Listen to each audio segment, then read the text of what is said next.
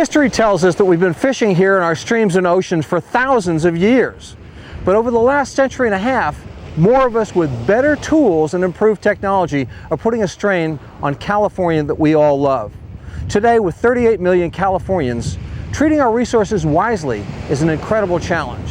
Hi, I'm Tom Raftican and welcome to Real World Conservation. The concept behind Real World is simple. We hope to explore solutions to resource challenges that balance our sustainable use of resources while still ensuring a vibrant future for our kids. We'll not only look at fish, but habitat including our oceans, reefs, estuaries, and streams. And in addition to checking out these ecosystems, we'll chat with fishermen and other experts to shed some light on practical solutions that work today and yet serve us well into the future. Join us as we check out some great fishing and real-world conservation.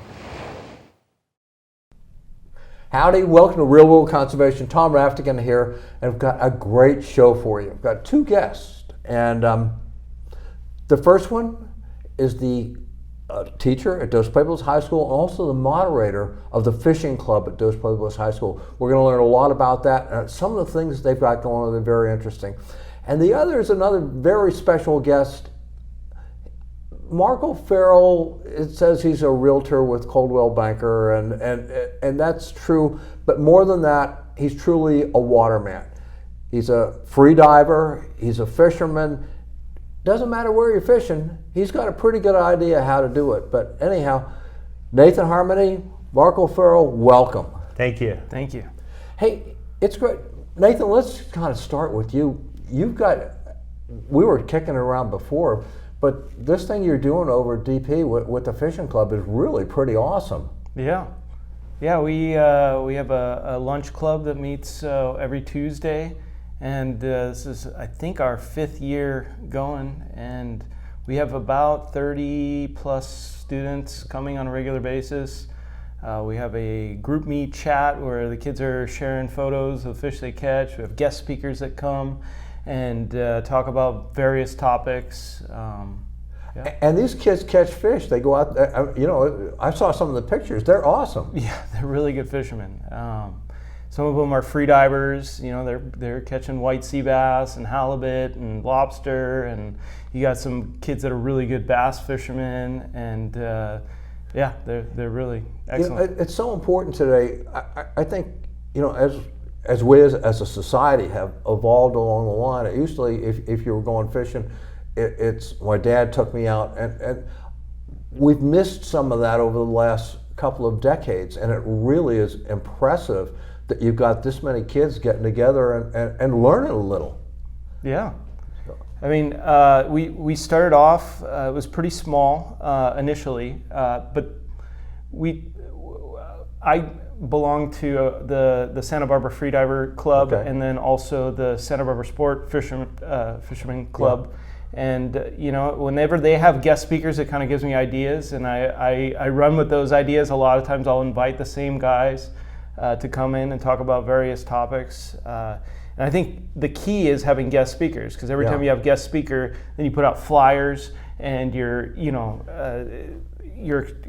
you're advertising on DP News, and they'll come out, and the kids come, and it's awesome. I mean, we were talking before, and this is kind of just like the average local fishing club, whether it's Santa Barbara Sport Fishing or Carpinteria Sport Fishing Club, but it's on the same format, only in a high school. And this is really cool. Yeah, I think mine is about as big, if not bigger, than the Santa Barbara Sport Fishing Club. We have a lot of kids. So impressive too. When I talk, and I speak at a number of fishing clubs along the line, and you kind of look, and they're great, they're organized, they're dedicated to the sport, they're dedicated to conservation. But the thing is, there's truly a graying in a lot of the sport fishing, and what you're into is really the next generation. This is really pretty cool. Yeah, I mean, I remember when I was new to fishing, I didn't really have anybody like. Marco was actually one of the first guys to kind of take me out and show me, what I was doing, wrong, and how to kind of fix it. And a little bit of knowledge goes a long way, and there's so many opportunities to teach the kids various things. Fishing such a big topic. There's saltwater fishing, there's freshwater fishing, you got boat-based fishing, shore fishing, kayaks, float tubes, the whole thing, free diving, and so we kind of cover it all. And actually we kind of merged with a lot of the fishermen are also surfers, and so the surfing club is kind of became the fishing club. We kind of merged. We tried to maybe change it to the Waterman Club, but decided to stick with the Fishing Club. But whenever they're surfing the water, we'll talk about surf. Well, we'll talk about surfing we'll talk about the surf forecast and whatnot, and kids will share This is really cool. I just want to say something. You got Marco Farrell as one of the people that you said you've turned to, and I've turned to him. A lot of people turn. Marco is one of those people. We were talking about watermen before, where it's across the board. This is not just I go down to the pier and throw a line in. It's like, hey, look, I do. I surf fish. Oh, yeah. I paddle offshore and I free dive. I'm out in the boat and well, the tuna were running. Or I'm over at the lake in the trout derby and I'm going back over there. Marco, welcome, and how did you get started fishing? How did I get started fishing? I went on a little tiny pedal boat with my dad when I was probably 5 years old, and we were trolling a little lure, and we caught one and let it go, and I was hooked since. So I started fishing the pier and would see the Hornet coming in at the at noon and at the end of the day, and I was always dreaming, God, I wonder what they were doing, and my friends started pinheading on the boats, on the sport boats, and which means you fish for free and you scrub the boat on the way in, and it's a kind of an internship for deckhanding. Yeah, you need to know so much. It's not really something you can learn overnight. And so I went, paid for my ticket on a Sunday, and met Captain Merritt McRae, and I asked him if I could pinhead like Mikey was doing, and he said, sure, come out Thursday, we got a twilight trip. The boat leaves at 5:30, be here at 4:30. So I'm riding my bike there, and I'm in high school, and it was this really hot wind. And I was like, what is this wind? It's so hot, and it's so windy. Well, that was the day of the Painted Cave fire. Oh, okay. Deckhand didn't show, galley didn't show. Merritt got on the bait tank. Anybody gonna lose a house? No, let's go fish. Marco, this is what you do. Yeah. So having been on the Hornet once when I was 8, and then being 14 Seahawk, once on the Seahawk, I ran the deck and the galley. I still have all my fingers. And Merritt gave me some boots that were too big for me, and I filled them over the years. And I have a lot to thank him for, because it wasn't until I was in my 30s that I realized how profound it was to be put in a position where you don't know what you're doing, but you kind of fake it till you make it. And you bring up Merritt McRae too, who is a lot of times you can learn from on the deck. Merritt did that. Merritt bought the boat, ran the boat, and then after he got done with the boat, he went on to the university and got his advanced degrees at the university, so he knows both sides. I mean, you're talking about somebody that absolutely has got a wonderful understanding of not just what happens on the water, but what makes it happen, what gets behind that.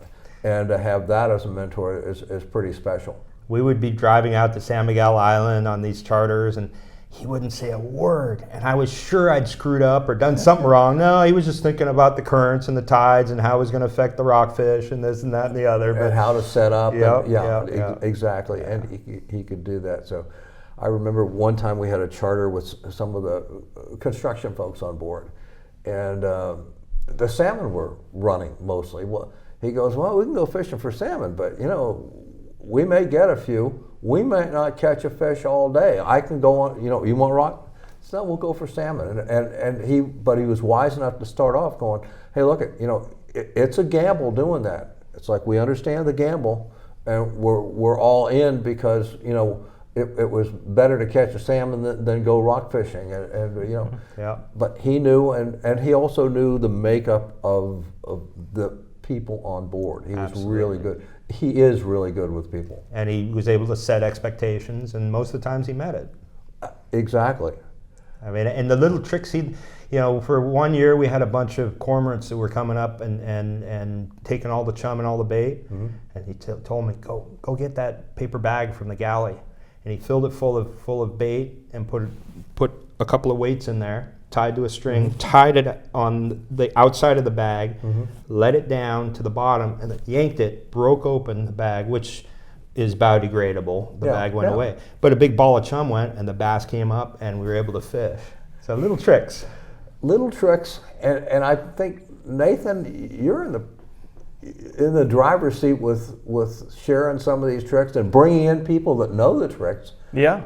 to the next generation. That's pretty impressive. Yeah. So, do you normally get different speakers? Is this every week, or is this once a month, or what's a schedule there? Or It really depends on who I can get as a guest speaker. So if there's no guest speaker, I'll just pick a topic, and usually it's seasonal. So we did a whole thing on lobster fishing at the beginning of lobster season. We talked about diving for lobster, hoop netting. During rockfish season, when that starts, we'll talk about everything that would be associated with that. And if we can get a guest speaker, we'll get a guest speaker. We have, some of the guest speakers we've had. We've had Jason Diamond. Jason Diamond's come and talk about like fishing on sport boat. We've had John Brusa and Joseph Gonzalez, the fishing game wardens, talk about they've come to the club, talk about what they do. We've had the people from Police Activities League talk about the Vamos a Pescar program, which is designed for getting kids out fishing, and it's associated with the Police Activities League. Yeah. And they actually invited the kids to go fishing on the Stardust. They chartered the Stardust and invited the kids from from our club. We've had kind of regular guest speakers. So Whitney Weta, he has come so many times that he actually needed to get fingerprinted and TB tested to be like an official volunteer, and he comes all the time to talk about everything from bass fishing to gear maintenance to Whitney's another one of those people that you can talk about book learning all you want. But Whitney's done it from day one and really has good insight in it. And he still fished competitively, that bass circuit, and that's hardcore fishing, that's competition at its best. Yeah. So. And then we've had Ben Miller from Hook, Line, and Sinker. He's come a bunch of times to talk about various different topics. We've had Jethro Acosta from Blue Water Hunter talk about freediving, spearfishing. There's others that I can't think of, but today we had Nathan Garrison from the Shark Bands company talk about the shark deterrent technology that he has and showed it off to the kids. A lot of the kids are surfers, so they were super interested in that, and then also diving as well. So we do fishing tournaments up and down the coast, and one of the last tournaments in the fall, we had one of the kayak guys out, and we were fishing off Gaviota Coast up by Haskell's. He was out in the kayak and said, I had the guy in the gray suit swim around the kayak twice. Yeah. And it's like, oh man, he'll go back out there. Shark deterrence is a really good idea. Yeah. I kind of hope it works. So we were telling shark stories before.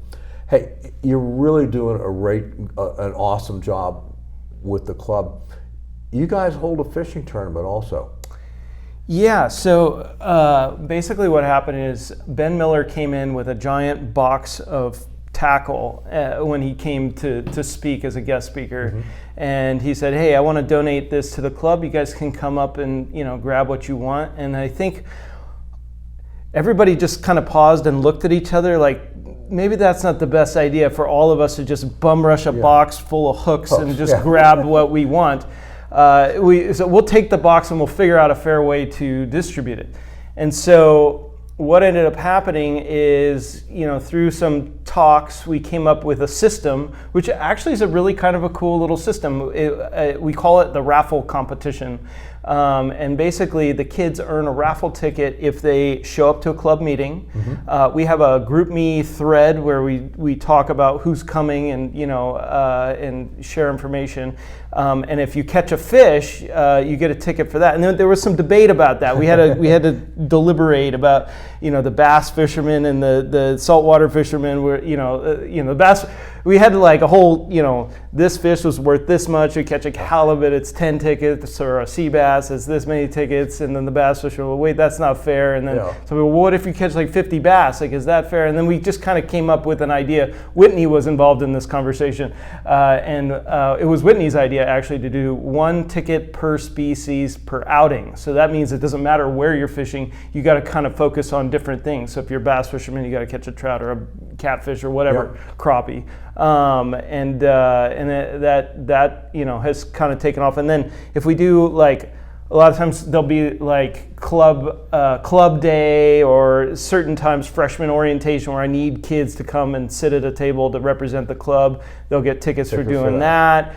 We actually do outings where we go out fishing. We have to do it kind of unofficially because it can't be associated with the school for liability reasons. Otherwise I need all that stuff. Yeah. But but anyways, they get tickets for their involvement in the club, and then we have this raffle at the end of the year. And so I got Ben's stuff, and we started doing small raffles, and then I thought, well, this is actually kind of fun. I could like email some people. So I threw out a bunch of emails. I tried to get a hold of, McDonald's, Taco Bell. Like I just went down the list, and then Carl's Jr. was, out of all the people that I responded to, Carl's Jr., they were like overwhelmingly supportive. They're like, this is right within our target market, which they said is young, hungry guys.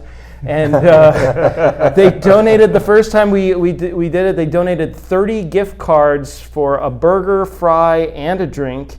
And then, the second time I did it, they gave me like 80. And it's like almost like so much. So we use those gift cards, like at club day, we'll do like a pitching competition. Yeah. We'll just like anybody can come by and try to get the This is pitching lures with a fishing rod. Yeah, pitching lures with a fishing rod and get it in the bucket. If you get 3 tries, if you land it in the bucket, you get a gift card.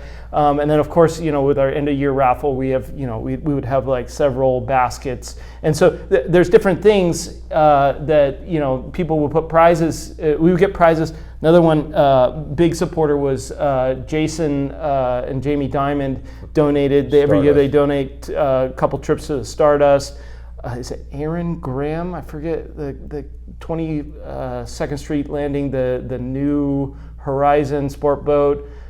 He donated 2 tickets to on the New Horizon. And then Whitney, every year he custom wraps a rod for the kids and donates it, and we have just these little bins, So, some of the bins are like tackle and some of the bins are bigger prizes. I've had like random fishermen be like, hey, here's a nice fishing rod that I'm not using, can you donate this? We have this. So kids put the tickets in the bin. Kids put their tickets where they want, and then we just randomly pick on what exactly. That's a really good idea. This is some of the stuff that we've done, with the no motor tournament and the tournaments that we do along the line. Well, that is part of where the idea came from. Watching you guys at the Christmas fishing club thing. Okay. But yeah, Sport Fishing Conservancy has been doing it for a while, and there is nothing more important to us than getting kids out fishing on the right foot. Yeah. Okay. Conservation is really important, but conservation, you get it from ground up, and you get it from your waterman peers, and I know Marco and Whitney. I don't know 2 people that are more conservation oriented. Hey, look, they are good fishermen. Okay, they take fish home for dinner, but the thing is, they do it the right way, and bringing kids up that way is so important. And we've had Ben Miller on here on the show. And we've tried to support him over at Hook, Line, and Sinker because I think he's doing a spectacular job of helping this along the way.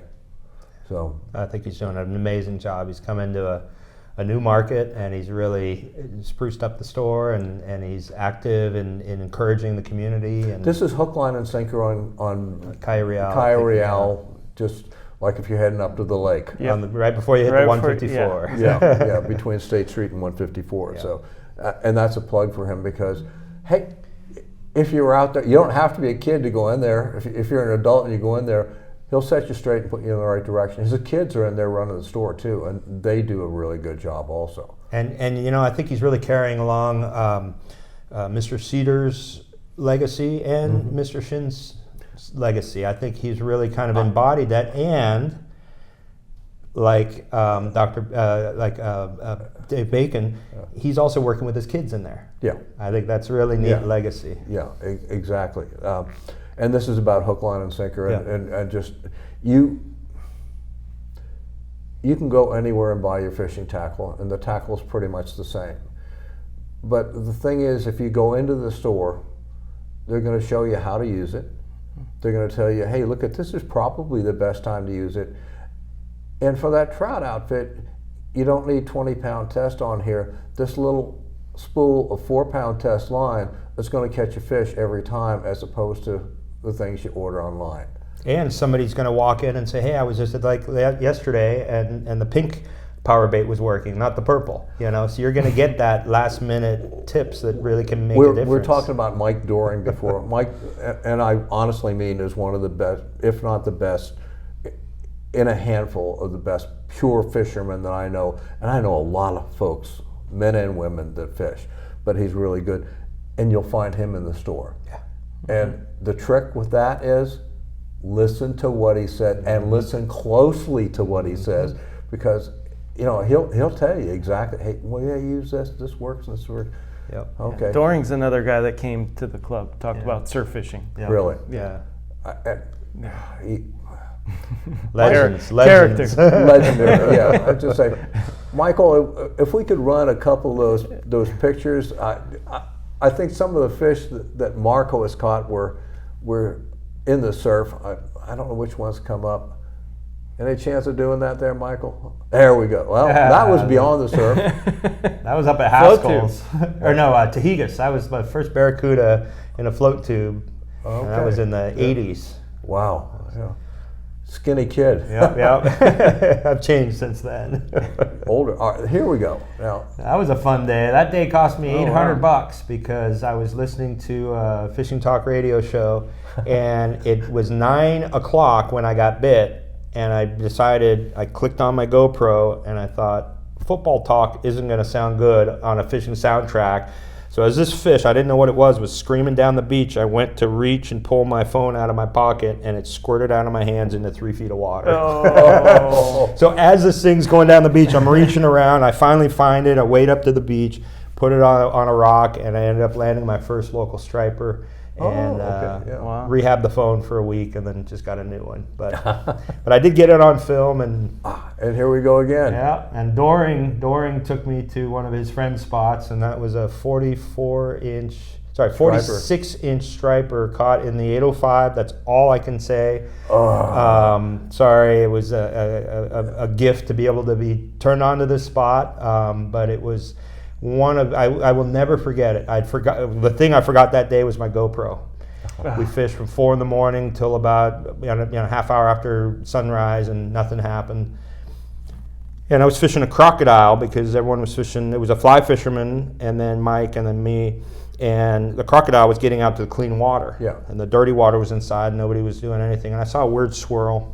And these two guys are kind of just stopped fishing and waiting for me to wrap up. And I'm fishing a 10-6 steelhead rod, and I'm winging it out there, bringing it up over the eelgrass, and the water was clean on the outside. And I look, and I went, oh my God, here's this huge fish, and it's chasing my crocodile, and it lunged at it about 7 times. Yeah. I mean, the gills were flaring. You could see the red of the gills in a wave breaking, and it was like picture perfect, you know. And I'm running out of line. I'm going, am I going to have to do a figure 8? Yeah. You know, I think I've seen some pike fishing shows where you run out of line, and I hesitated for one instant, and she hit it and just took off. And what was so special about that day, I mean, catching an amazing fish is really, really cool. having two buddies there, witnessing every single moment of that experience. I didn't get it on film, but I got to share it with some really good friends, and that's part of the magic about what we do and why we do it. Absolutely. And she was safely released to go on and fight another day, and it was definitely an amazing day. And you were good because you didn't give up the spot. Right. I'm trying. It was a number of years ago, and I'm trying to think. The guy that used to own Captain Jack's down in Channel Islands Harbor, Harmon. He had actually had the largest halibut at that time, and it was like 59.5 pounds or something like that, and got it out Santa Cruz Island. Yep. So anyhow, we're talking on the show, and I said, "Hey, where'd you get that?" He goes, "That's Santa Cruz Island. I got it, on Eagle's Nest and backside." And I said, "Okay, fine." He goes, "Tom, where did you get that big halibut you got?" And I'm going, "Oh my God!" I had promised Kemp Pieper that I would never ever give away the spot where that halibut came from, and all of a sudden he caught me flat-footed out there. It's like, we got to go to break right now. You caught it at Nunya Reef. None of your damn business. A lot of fish are caught there. A lot of fish are caught there. Yeah, it was just off there. Right. Yeah. So anyhow, nice work about not giving up the spot. Thank you. And also telling some really good fishing stories, and that's what it's about. It's about getting out there and getting your feet wet.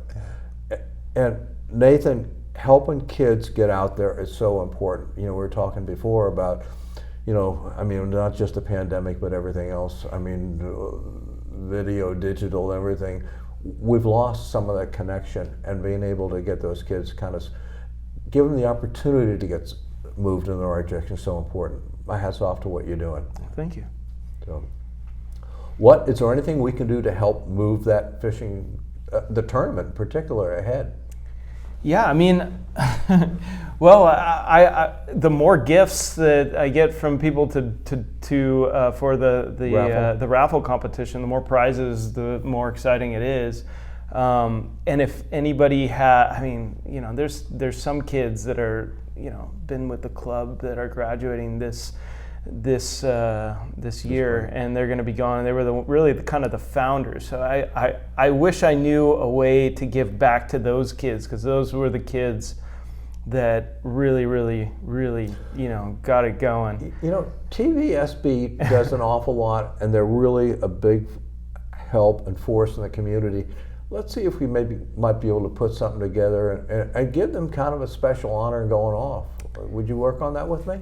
Yeah, I got a little story. So at one of our raffle competitions, Whitney made a custom wrap rod.